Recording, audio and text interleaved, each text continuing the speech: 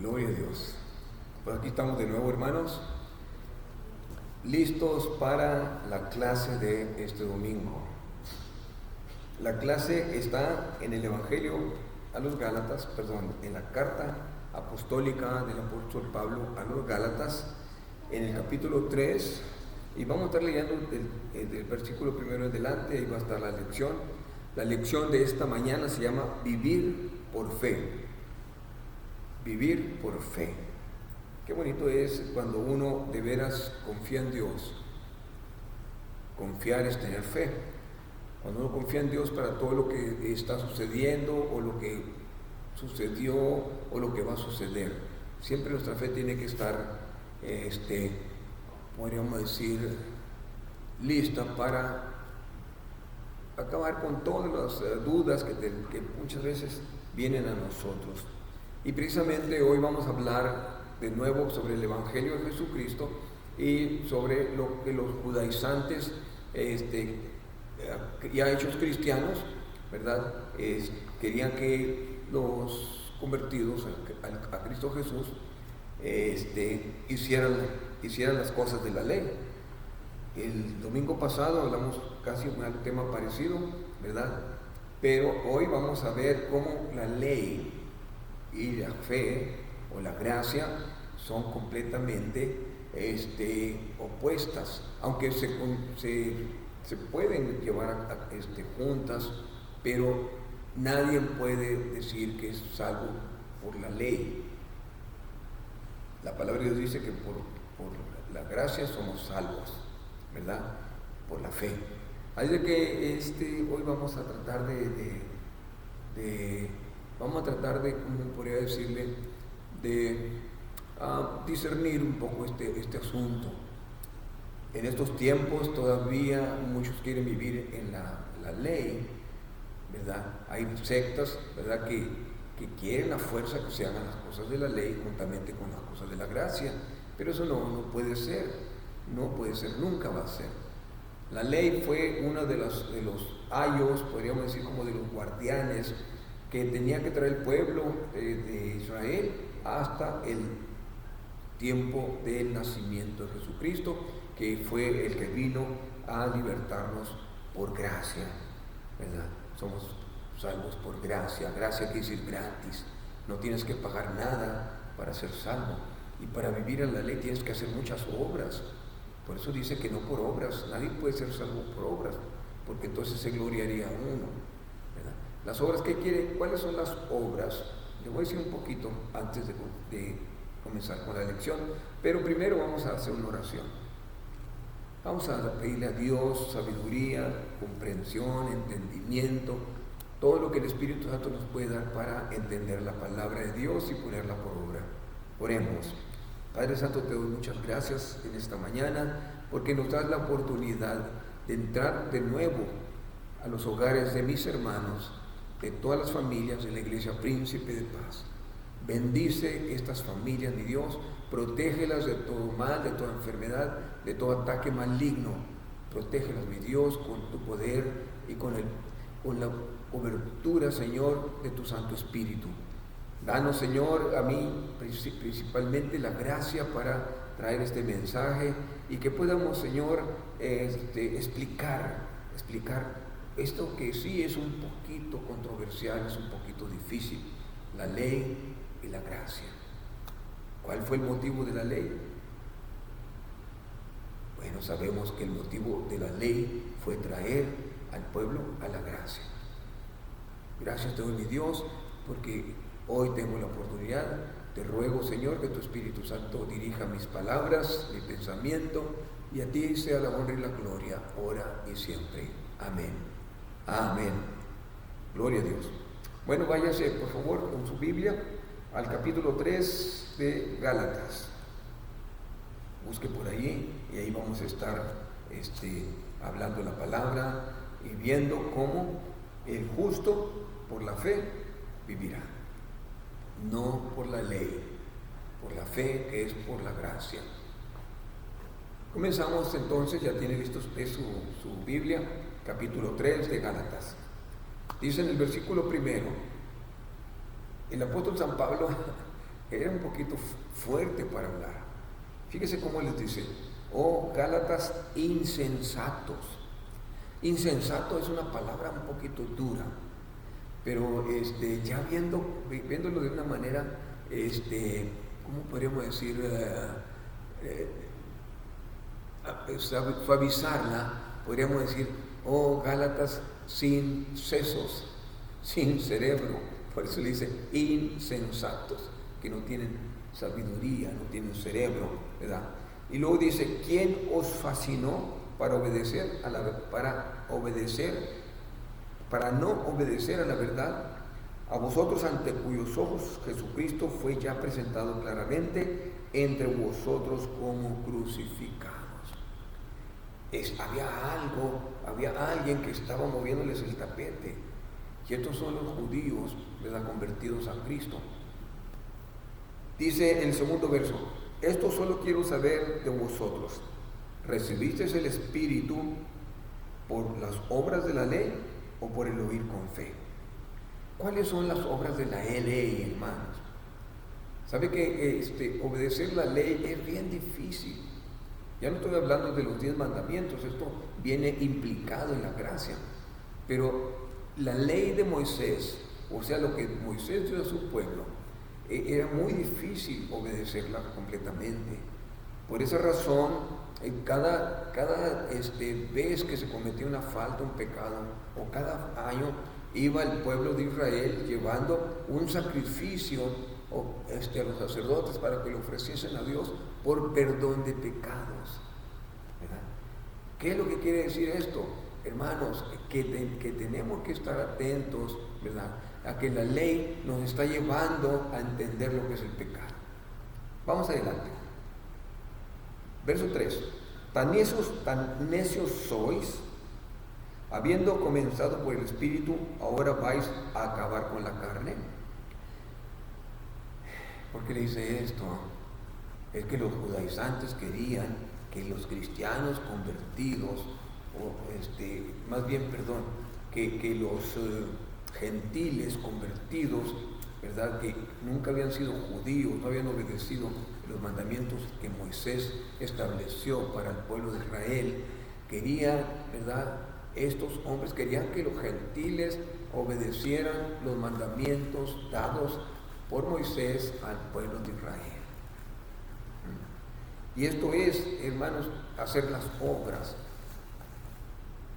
Mire, yo sé que al transcurso de la lección vamos a ver esto, pero yo le quiero decir esto: cuando usted está tratando de hacer las obras de la ley y cree que por eso va a ser salvo, sepa que está en un error, completamente errado. Por gracia sois salvos, no por la ley, o sea, no por las obras. ¿Cuáles son las obras que tendríamos que hacer por la ley? Mire, son tantas cosas, son muchas cosas que no podemos tan siquiera enumerarlas. Si usted lee en el libro de Éxodo, usted lee el libro de Levítico, usted lee los libros de Deuteronomio, los números, usted se va a dar cuenta que son muchas cosas los que está ordenando Moisés al pueblo de Israel, ¿verdad?, que tienen que hacerlas, y al hacerlas están usando su propio ser, su propio cuerpo, para poder mantenerse, ¿verdad?, según en aquellos tiempos, haciendo la voluntad de Dios. Pero era algo que era establecido por Moisés de esta manera. Yo lo miro de esta manera y la palabra de Dios lo explica también. Era como que le ponían un corralito al pueblo de Israel así, para que no se fuera al mundo, para que no.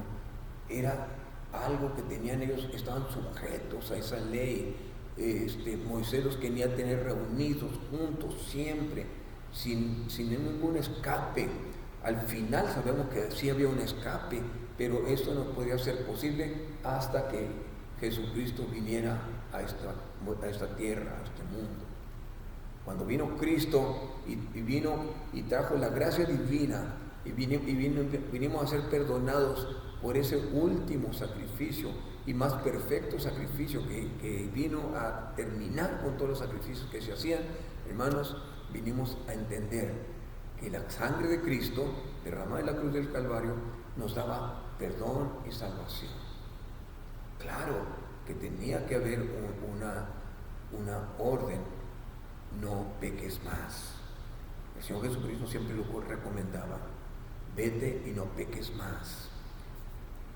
Muchas de las cosas que vienen a nuestra vida, los problemas, las enfermedades, algunas cosas que vienen siendo disciplina del Señor, estas nos están siendo causadas porque no obedecemos, ¿verdad?, a la gracia, a los mandamientos de Jesús.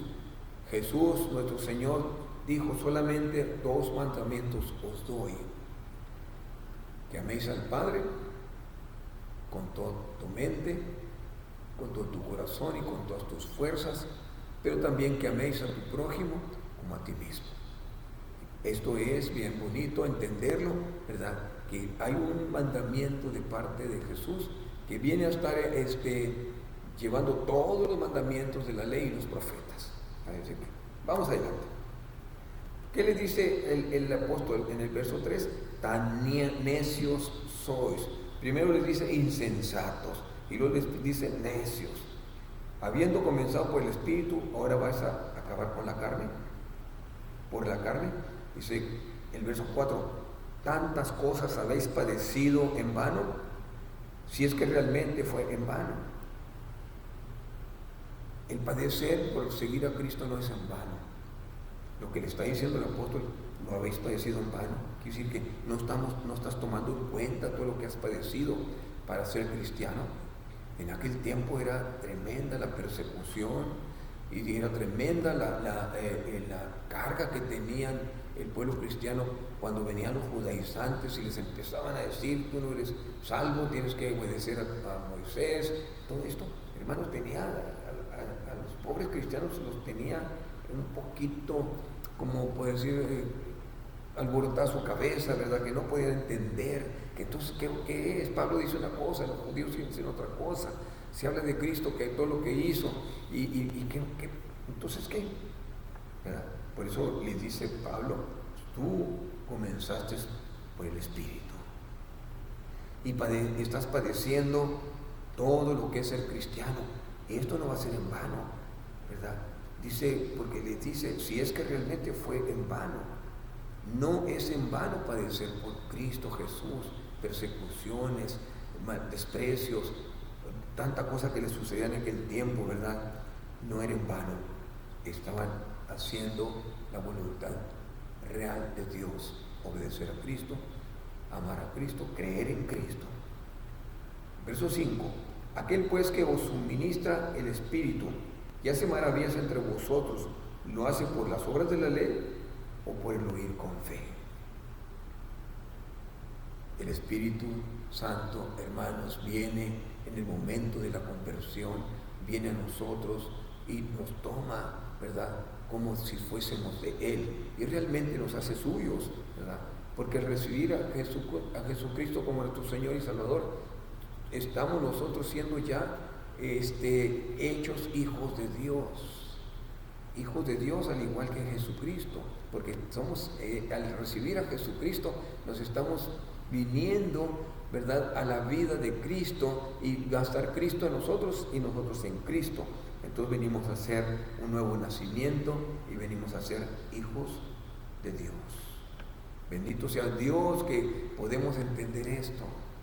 Mire, hace unos días me llamó por teléfono una persona. Parece que me dijo que se apellidaba Reina, no recuerdo. La verdad que no recuerdo. Pero me empieza a hablar y me dice: ¿cómo ve usted lo que está sucediendo en estos tiempos? Le digo: pues veo algo tremendo. Y luego me dice: ¿ve usted esto como que ya estos son los tiempos finales? Le digo: sí, me parece que sí. Entonces me dijo un pasaje de la Biblia donde dice que vendrían guerras, rumores de guerras, pestes y todo esto, ¿verdad? Entonces él me dijo: es cierto. Le digo: probablemente estamos ya en los tiempos finales.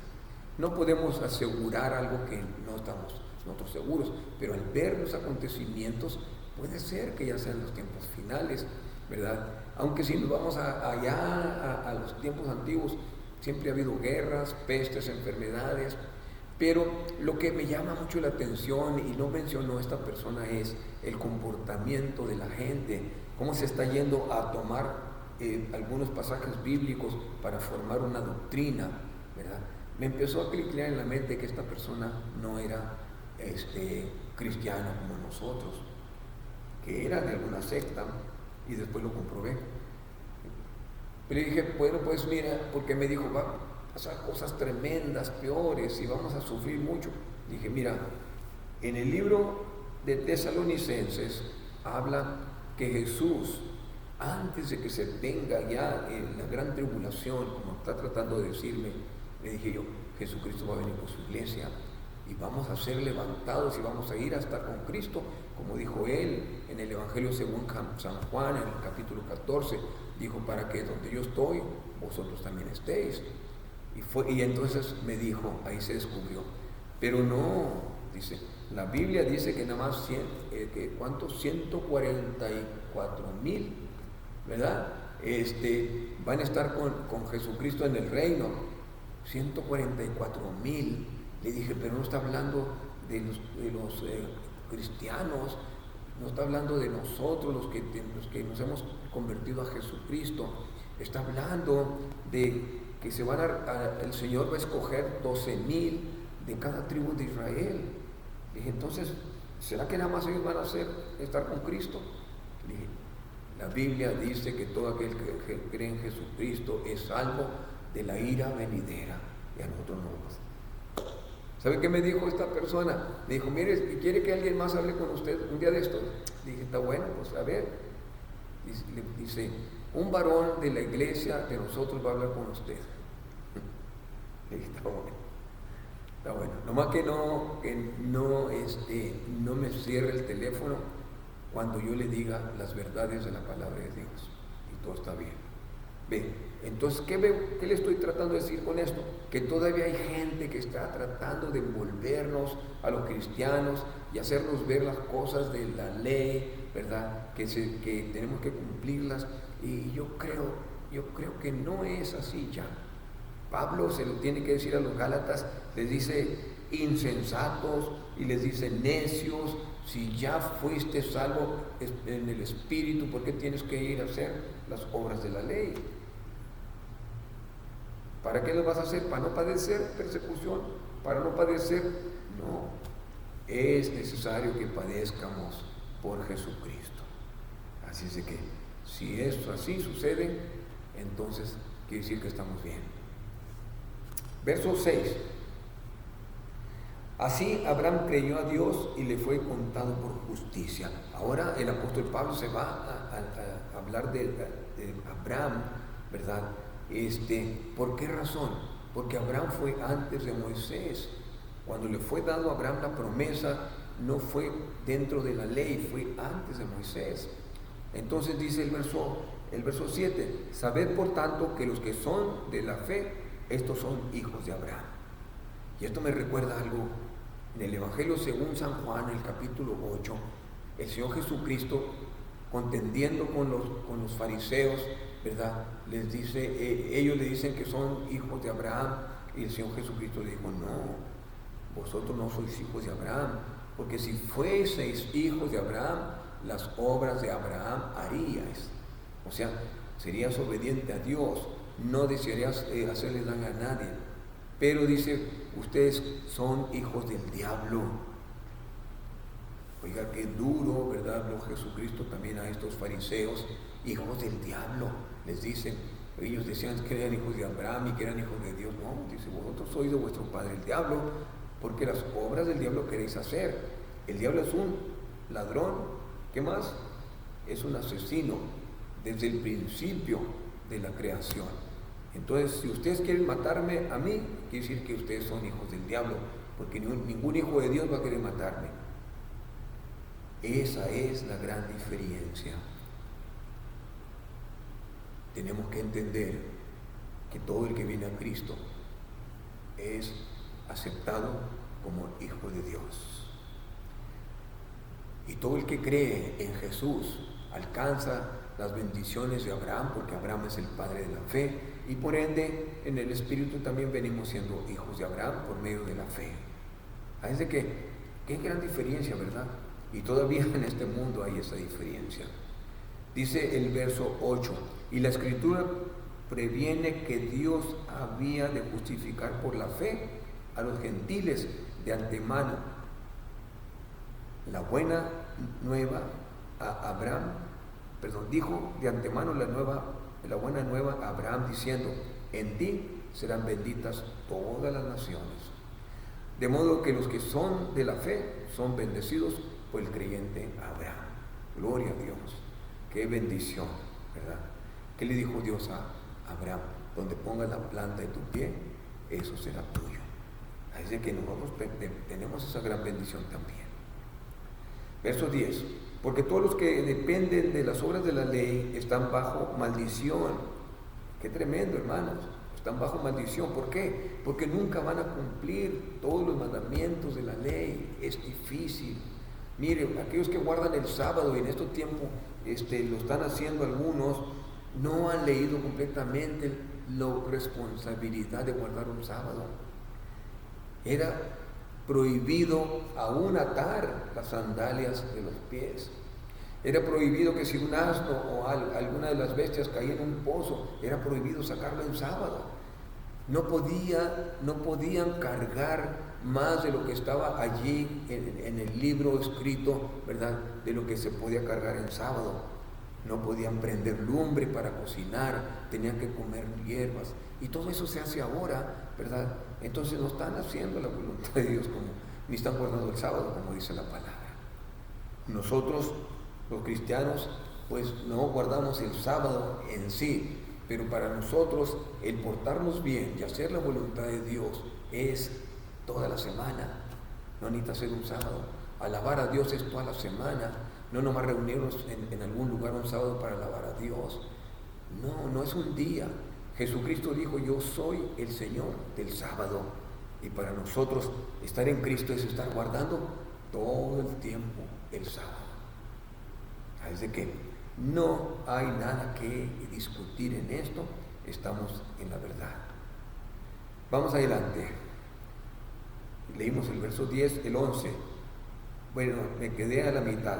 Dice, maldito está escrito porque todo lo que dependen de las obras de la ley están bajo la maldición, pues está escrito, maldito todo aquel que no permanece en todas las cosas escritas en el libro de la ley para hacerlas. Verso 11. Y que por la ley ninguno es justificado para con Dios, es evidente porque el justo por la fe vivirá. Y ahí está. No estamos haciendo la ley, pero no estamos viviendo en la ley, estamos viviendo en la gracia. La ley sigue todavía funcionando para el pueblo de Israel. El pueblo de Israel todavía está allí porque no quiere creer que Jesucristo vino, pero nosotros sí creemos que Jesucristo vino y que vino a traer la voluntad del Padre. Verso 13.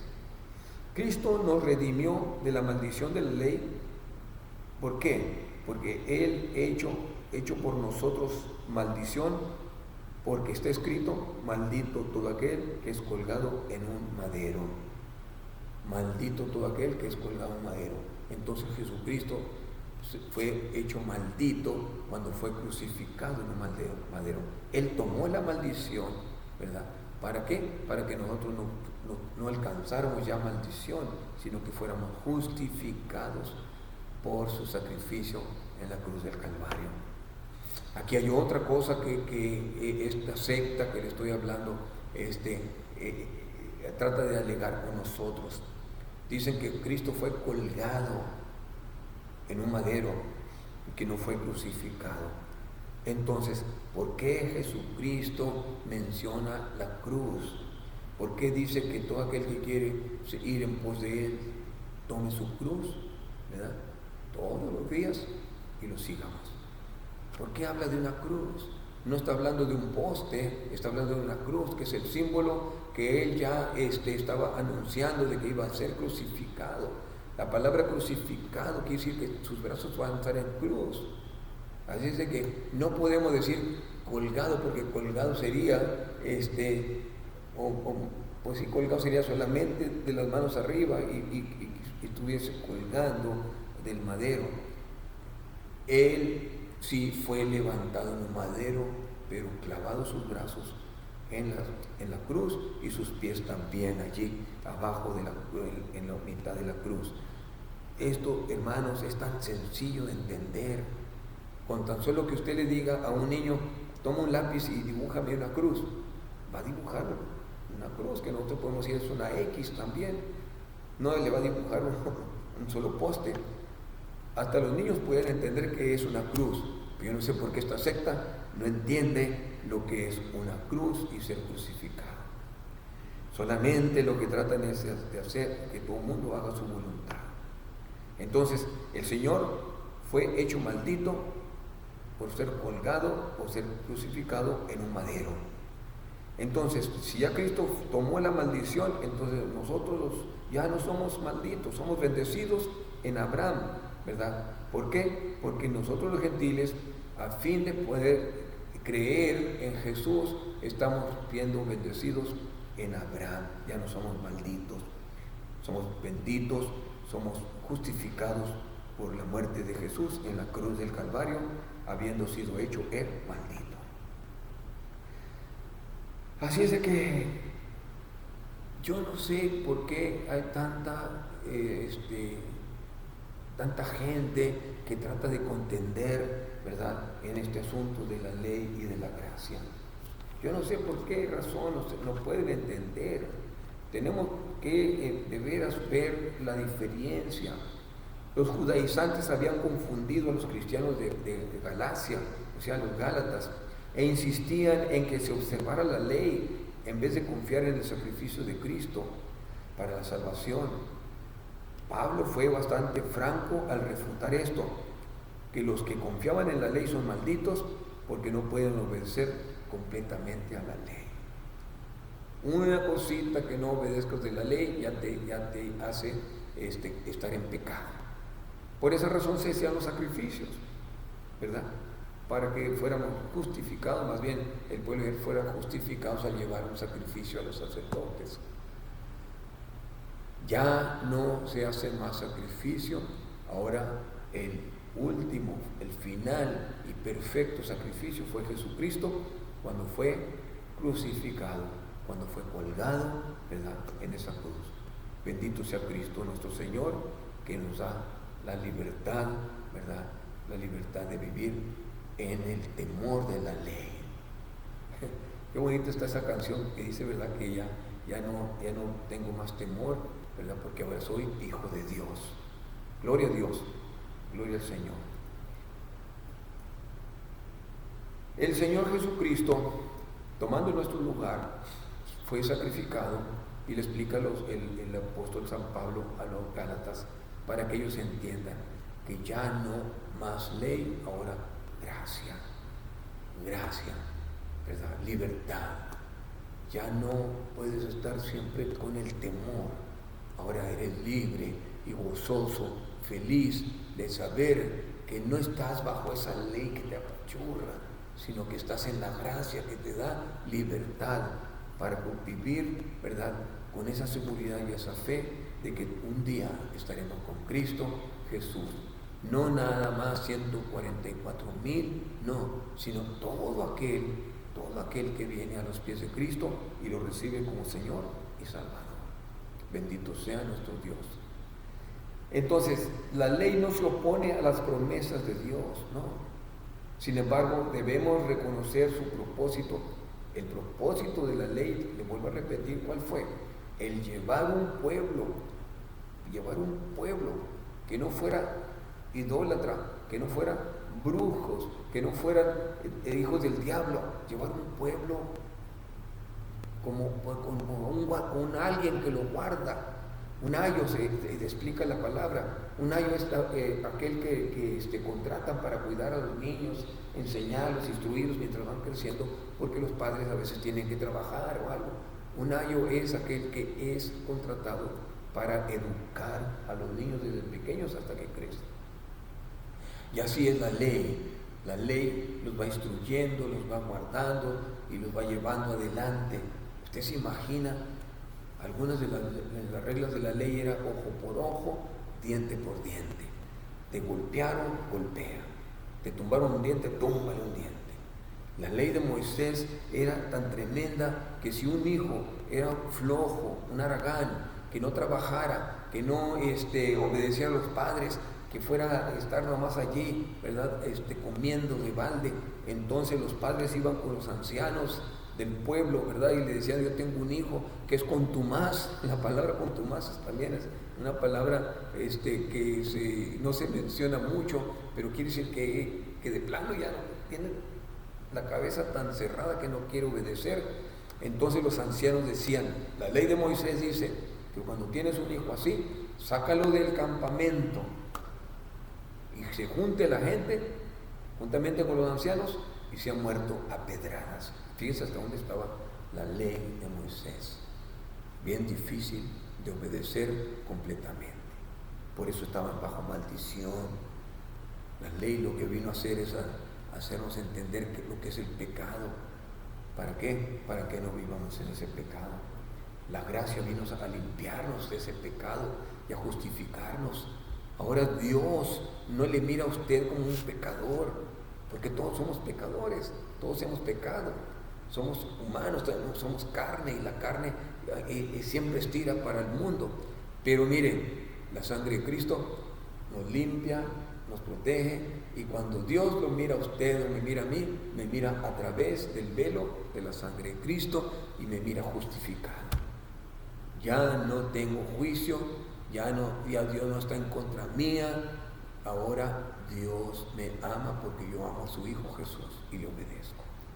Entonces, la ley no se opone a las promesas de Dios.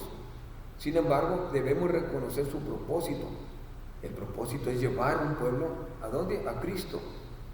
Porque la ley fue dada, mire cuándo fue dada la ley: 430 años después de Abraham, cuando Moisés había pasado ya casi la mitad de un milenio, ¿verdad? Quiere decir que la ley está después de la gracia, después de la fe. Primero fue la fe y luego la ley, ¿verdad? Pero su propósito era llevar a un pueblo a los pies de Jesús, que hasta ahorita muy pocos son los que reconocen. Entonces tiene un propósito, y por tanto su valor, el valor de la ley, tiene ese propósito de llevar al pueblo de Israel a Jesús. No fue dada para impartir vida, la ley, no, sino para mostrar pecado. La Escritura es clara: todo ser humano ha pecado. Eso lo dice el apóstol Pablo en Romanos 3:23. Los perdidos están cautivos en el pecado, están presos, ¿verdad? Pero a través de la fe en Cristo Jesús somos salvos por la gracia, libertados del poder de la esclavitud del pecado. Ahora somos libres por la gracia. Yo quiero que entendamos esto, que vivir bajo la ley es vivir bajo maldición, porque nunca vamos a cumplir con la ley de Moisés. Pero vivir bajo la gracia para nosotros, no crea que es tan sencillo, porque tenemos que apartarnos de todas las cosas pecaminosas, no tenemos que obedecer las cosas que el mundo nos ofrece, ni tampoco estar sujetos a la voluntad de Satanás. Es también importante entender que la gracia no es libertinaje. La gracia es creer en el Señor y saber que somos salvos y hacer lo que Cristo nos enseñó. Por eso dice: aprendan de mí, que soy manso y humilde de corazón. Así es de que, hermanos, en esta mañana, esta es la lección, ¿verdad? Espero en Dios que usted haya puesto un poco de atención, ¿verdad? Y aprenda que hay que vivir por la fe, no por la ley. Hay que vivir por la fe, no por las obras. Usted, por muy bueno que sea, porque sea el mejor del mundo, si usted le da su vida por alguien, eso no quiere decir que va a estar justificado. Usted va a estar justificado si usted cree en Jesucristo y lo cree como Salvador, como su vida. Reciba a Cristo, recíbalo en su corazón. El Señor me los bendiga a todos. Vamos ahora, pues, habíamos dicho, y ya se les mandó un mensaje, que por favor tuvieran preparadas el jugo, ¿verdad?, de uva y el pan sin levadura, que nosotros usamos galleta, ¿verdad?, para participar en la Santa Comunión, la Santa Cena, que es un sacramento instituido por nuestro Señor Jesucristo, y nos da, oiga bien, nos da la seguridad de que cada vez que nosotros participemos en la Santa Cena, estamos, hermanos, recordando a Jesucristo, ¿verdad?, su muerte, su resurrección y su pronta venida. ¿Está preparado? Les voy a dar un tiempito. Córrale, hermana, córrale, hermano, a tomar el jugo de la uva y a preparar la galletita juntamente con su familia, su esposa, su esposo, sus hijos, ¿verdad? Ustedes van a participar de esta Santa Cena juntamente con nosotros. Aquí estamos la familia Ramírez, ¿verdad? Estamos para participar. ¿Está listo? Bueno, preséntele al Señor el jugo y el pan y vamos a orar. Padre, en el nombre de Jesús, te doy muchas gracias por esta oportunidad que me das, Señor, de ministrar la Santa Cena. Yo te ruego, amado Dios, que cada uno de mis hermanos esté listo, preparado para participar de esta comunión con tu Espíritu Santo. Aquí nosotros en tu templo y allá nuestros hermanos en sus hogares. Te pido bendigas el jugo de la uva que ha sido, Señor, dada por la tierra que tú nos diste.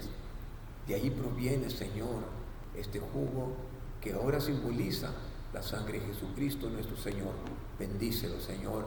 Bendice el pan sin levadura, que también es fruto de la tierra que tú nos diste. Te ruego, mi Dios, que esto que simboliza el cuerpo de Jesucristo, ¿verdad?, sea para nosotros, Señor, un motivo de continuar creyendo en nuestro Señor. Gracias te doy, Señor, por estos elementos. Ahora te pido el perdón de mis pecados, el perdón de los pecados de mis hermanos y mis hermanas que en sus hogares van a participar de esta Santa Cena. Padre eterno, perdónanos. No queremos tomar, Señor, esto estando en pecado. Limpia nuestro corazón, limpia nuestro ser, y te ruego, mi Dios, que en el nombre de Jesús y por la sangre derramada en la cruz del Calvario, seamos nosotros justificados y perdonados hoy en esta mañana de todo pecado cometido. Gracias te doy, Señor. Amén. Amén.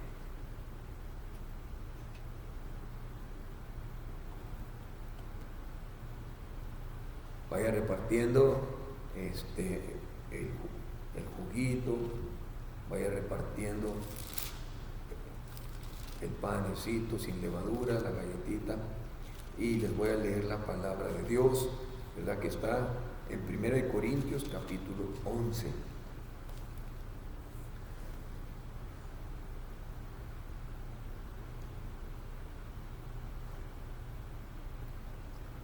Aquí estamos en el templo. No podemos estar muchos, dije la familia Ramírez, pero estaba hablando de Ernesto y David, ¿verdad?, que están aquí, los pastores también, ¿verdad?, mi esposa, la esposa de Ernesto y los niños de Ernesto que también van a participar. Así que allí en su casita, usted juntamente con sus niños, ¿verdad?, tome el pan primero, porque se dice el apóstol San Pablo, capítulo 11 de 1 Corintios, verso 23, dice: porque yo recibí del Señor lo que también os he enseñado, que el Señor Jesús, la noche que fue entregado, tomó el pan, y habiendo dado gracia, lo partió, y dijo: tomad, comed, esto es mi cuerpo, que por vosotros es partido, haced esto en memoria de mí. Tome el pan.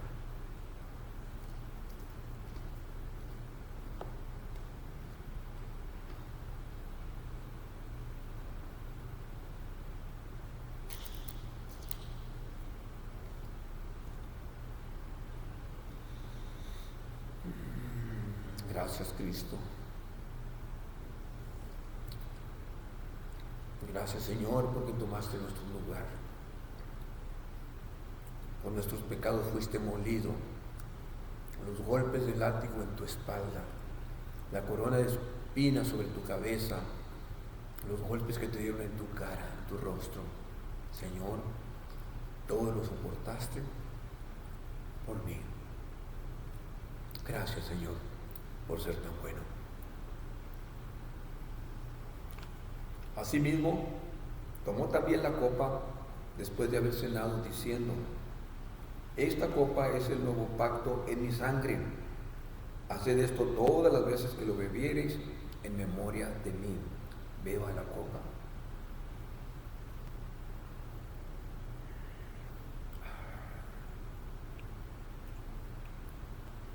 La sangre de Cristo tiene poder para deshacer todo lo malo que hay en mí.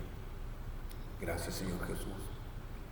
Gracias porque padeciste por mí en esa cruz tan tremenda, tan dolorosa, pero lo hiciste pensando en mí. Así pues, todas las veces que comieres este pan y bebieres esta copa, la muerte del Señor anunciáis hasta que Él venga. Amén. Gloria a Dios. Vamos a estar, hermanos, haciendo estos videos. Todavía no sentimos que sea necesario que vengamos todos al templo, porque todavía puede haber contagio. Ya estaremos hoy escuchando lo que diga el gobernador de Texas, ¿verdad? Cuando ya nos dé la oportunidad de venir y de estar todos juntos, entonces, queridos hermanos, podremos decir grandes cosas está haciendo el Señor en su pueblo. El Señor me los bendiga a todos. Gracias por sus ofrendas, por sus diezmos que pues, con todo corazón los llevan hasta mi casa. Estamos, hermanos, todavía los biles no dejan de parar, la financiera no deja de cobrar. Total que tenemos que depender de los diezmos y las ofrendas que ustedes de todo corazón están llevando. Que el Señor los bendiga en el nombre del Padre, del Hijo y del Espíritu Santo. Amén.